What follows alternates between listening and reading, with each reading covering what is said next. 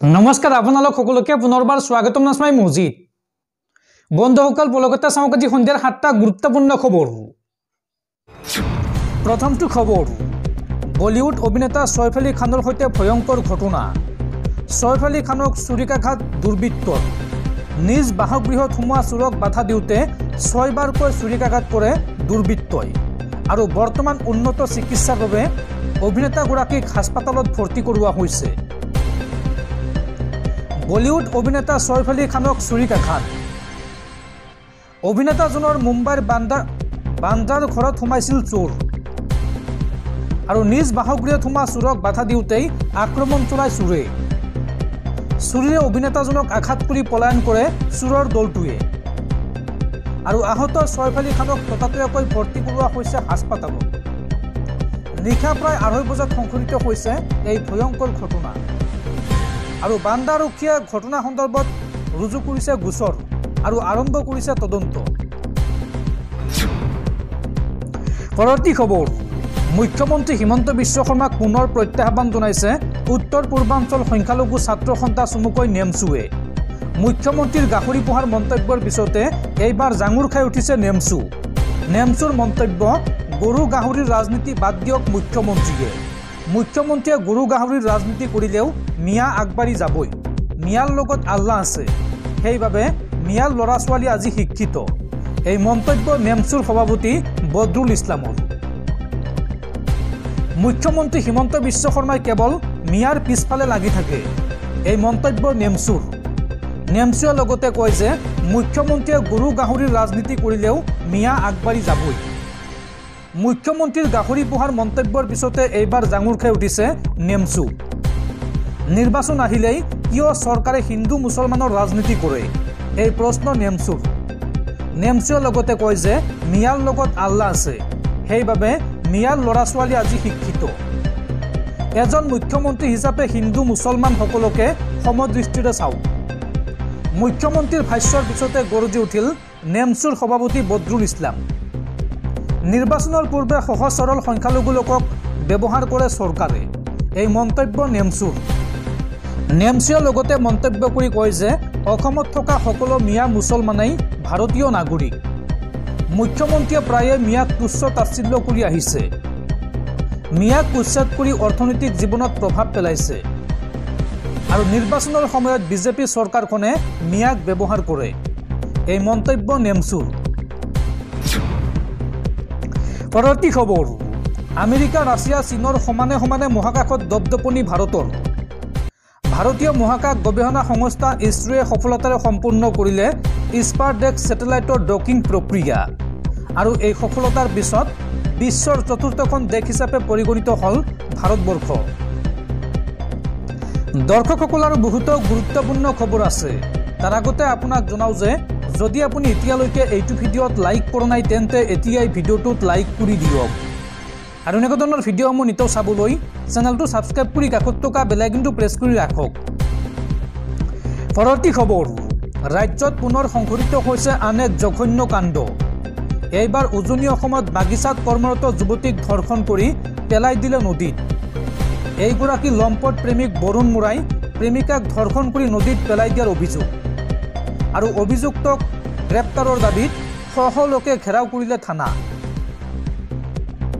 এইবাৰ উজনি অসমত সংঘটিত হৈছে ৰাজ্য কঁপাই যোৱা জঘন্য ঘটনা এগৰাকী 22 বছৰীয়া যুৱতীক ধৰ্ষণৰ পিছত হত্যা কৰাৰ অভিযোগ বৰুণ মুৰা নামৰ এজনৰ বিৰুদ্ধে এই গুৰুতৰ অভিযোগ চেঁচা নৈত উপঙি থকা অৱস্থাত উদ্ধাৰ হৈছে যুৱতীগৰাকীৰ উলংগ মৃতদেহ আৰু বিগত 4 দিন ধৰি সন্ধানহীন হৈ আছিল যুৱতীগৰাকী শৰীৰত আঘাতৰ চিন স্পষ্ট মৃত যুৱতীগৰাকীৰ ঘাতক বৰুণ মুৰাক বিচাৰি উলিওৱাৰ দাবীত এতিয়া লাহোৱাল থানা ঘেৰাও শ পুৰুষ মহিলাৰ বাগিচাত কৰ্মৰত যুৱতীৰ সৈতে ঘটিল এই ভয়ংকৰ কাণ্ড 13 জানুৱাৰীতে সংঘটিত ঘটনাৰ দোষীক কৰায়ত্ব কৰিব পৰা নাই আৰক্ষীয়ে যাৰ বাবে এতিয়া থানা ঘেৰাও কৰিছে শ ৰাইজে পৰৱৰ্তী খবৰ আজিৰে পৰা 3 দিনীয়াকৈ অনুষ্ঠিত হ'ব গোভা দেওৰজাৰ জোনবিল মেলা আজিৰে পৰা 18 জানুৱাৰীলৈকে তিনিদিনীয়াকৈ অনুষ্ঠিত হ'ব ঐতিহাসিক জোনবিল মেলা। পাহাৰ ভৈয়ামৰ সম্প্ৰীতিৰ মিলন ক্ষেত্ৰত পৰিণত হ'ব জাগিৰ ৰোডৰ জোনবিল পথাৰ। আৰু এই জোনবিল মেলাত অচল হৈ পৰিব আধুনিক মুদ্ৰা। বিনিময় প্ৰথাৰে অনুষ্ঠিত হ'ব এই ঐতিহাসিক জোনবিল মেলা। আৰু এই মেলাত অংশগ্ৰহণ কৰিবলৈ ইতিমধ্যে পাহাৰৰ পৰা নামি আহিছে মামা মামীসকল। পৰৱৰ্তী খবৰ, ৰাজ্য কঁপাই যোৱা উমৰাংচৰ অবৈধ কয়লা খনিৰ ভয়ংকৰ ঘটনাৰ ন্যায়িক তদন্ত ঘোষণা চৰকাৰৰ। পুতি পেলোৱা হ'ব উমৰাংচৰ সকলো অবৈধ কয়লা খনি। আৰু মৃত শ্ৰমিকৰ পৰিয়ালক 10 লাখকৈ টকাৰ আৰ্থিক সাহায্য ঘোষণা অসম চৰকাৰৰ। আজি অনুষ্ঠিত হোৱা কেবিনেট বৈঠকৰ অন্তত এই বৃহৎ ঘোষণা মুখ্যমন্ত্ৰী হিমন্ত বিশ্ব শৰ্মাৰ। পৰৱৰ্তী খবৰ, মাটিবাৰীক লৈ পুনৰ ডাঙৰ ঘোষণা চৰকাৰৰ। এতিয়াৰ পৰা QR কোড স্কেন কৰিয়ে আপুনি দিব পাৰিব মাটিৰ খাজনা। মৌজাদাৰৰ কাৰ্যালয়ত শাৰী নপতাকৈ মাত্ৰ 1 ছেকেণ্ডৰ ভিতৰতে দিব পাৰিব মাটিৰ খাজনা। চাওঁ আহক এই সন্দৰ্ভত সবিশেষ। QR কোড স্কেন কৰক আৰু আজিয়াই পৰিশোধ কৰক আপোনাৰ মাটিৰ খাজনা। মৌজাদাৰৰ কাৰ্যালয়ত শাৰী নপতাকৈ মাত্ৰ 1 ছেকেণ্ডতে পৰিশোধ কৰিব পাৰিব আপোনাৰ মাটিৰ খাজনা। মাটিৰ খাজনা সংগ্ৰহক লৈ ৰাজ্যবাসীৰ বাবে বৃহৎ সকাহ চৰকাৰৰ। অনলাইন আৰু অফলাইন দুয়োটা পদ্ধতিতে মাটিৰ গৰাকীয়ে পৰিশোধ কৰিব পাৰিব মাটিৰ খাজনা। আৰু মাটিৰ খাজনা পৰিশোধ কৰিবৰ বাবে আপুনি লিংক কৰক ই-খাজনা পৰ্টেলত আপোনাৰ আধাৰ কাৰ্ড আৰু মোবাইল নম্বৰ। আৰু এই সন্দৰ্ভত basundhara.assam.gov.in/e-খাজনা পৰ্টেল মুকলি কৰি দিয়া হৈছে ৰাজ্যবাসীৰ বাবে। এই সন্দৰ্ভত বৃহৎ ঘোষণা কৰিছে অসম চৰকাৰে। পৰৱৰ্তী খবৰ, দেশ জোকাৰি যোৱা ভয়ংকৰ ধৰ্ষণ কাণ্ডৰ সৈতে জড়িত বিজেপিৰ ৰাজ্যিক সভাপতি। বিবাহিত মহিলাৰ সৈতে অপকৰ্মৰ অভিযোগৰ পিছতেই বিপদত বিজেপি দল। আৰু বিজেপি সভাপতিৰ অপকৰ্ম পোহৰলৈ অহাৰ পিছতেই দল ত্যাগ শতাধিক বিজেপিৰ মহিলা কৰ্মীৰ। দেশ কঁপোৱা ধৰ্ষণ কাণ্ডত বিজেপি নেতা জড়িত থকাৰ ভয়ংকৰ অভিযোগ। আৰু এই ভয়ংকৰ অভিযোগৰ পিছতেই বিপদত পৰিছে বিজেপি দল। বিজেপিৰ ৰাজ্যিক সভাপতিৰ ধৰ্ষণ কাণ্ড পোহৰলৈ অহাৰ পিছতেই দল ত্যাগৰ ঢৌ বিজেপিত। বিজেপিত মহিলা সুৰক্ষিত নহয় বুলি অভিযোগ তুলি বিজেপি ত্যাগ মহিলা সদস্যৰ। ৰাজ্যিক সভাপতিৰ কুকাণ্ডই বিপদত পেলালে বিজেপি। মহিলা শূন্য হ'বলৈ গৈ আছে নেকি হাৰিয়ানা বিজেপি।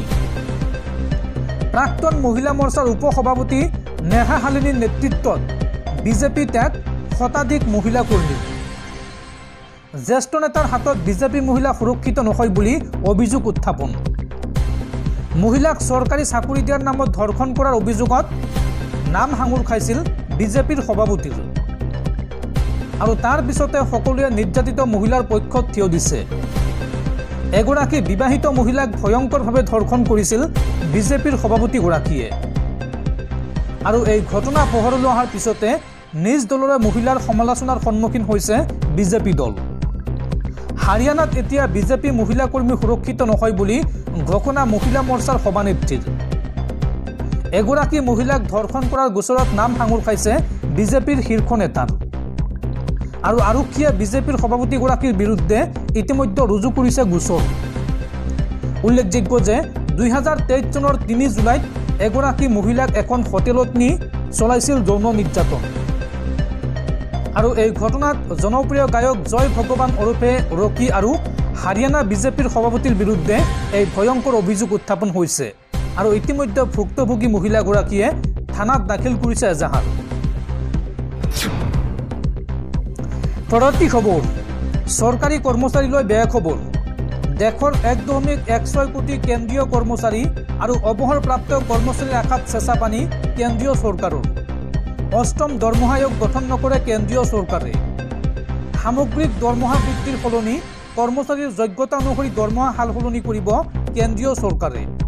শেহতীয়াকৈ এই ডাঙৰ ঘোষণা কৰিছে কেন্দ্ৰীয় চৰকাৰে।